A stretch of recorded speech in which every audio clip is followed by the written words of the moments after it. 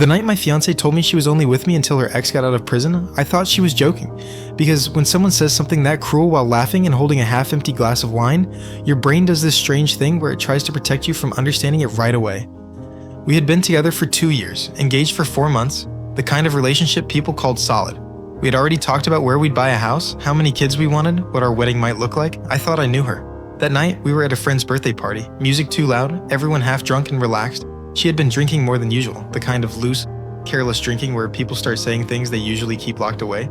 At one point, she pulled me into the kitchen while everyone else was in the living room. She wrapped her arms around my neck, swaying a little, smiling that crooked smile I used to think was the most beautiful thing in the world. Then she said something I didn't understand at first. "You know you're my safe guy, right?" I laughed and asked what that meant. She leaned closer, her breath heavy with wine, and whispered it like it was some harmless secret. "I mean, I'm only with you until Jason gets out." I blinked at her. "What?" She laughed again like I was slow. "Jason, my ex, he gets out next year." My chest tightened. "You're joking." She shook her head, still smiling. "No, seriously, he's the love of my life, always has been." The room felt suddenly smaller, louder, like someone had turned the volume of the world up while draining the air out of my lungs. I asked her why she would say something like that. She shrugged. "Because it's true." Then she poked my chest playfully like she was teasing me. "You're the stable one. The guy you marry. Jason's the guy you burn the world down for." I remember staring at her face, trying to see if there was even a hint of remorse, some flicker that she understood what she just did. There wasn't. She just kept talking like it was the most normal thing in the world. She told me how Jason was different, how their relationship was intense, how prison had just been a bad stretch of luck.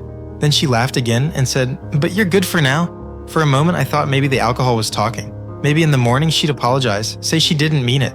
But the thing about truth is that when it finally slips out, it doesn't sound confused. It sounds relaxed, like it's been waiting for air. I didn't yell. I didn't cause a scene.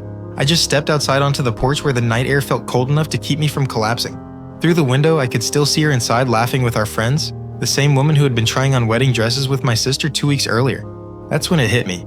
The person I thought I was building a life with didn't actually exist. I was just a placeholder in someone else's story.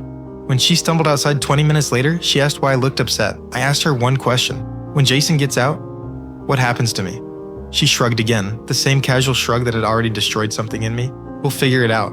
That was the moment I realized something terrifying about love. You can spend years believing someone chose you, only to discover you were just the waiting room. I drove home alone that night. I didn't argue. I didn't ask for explanations.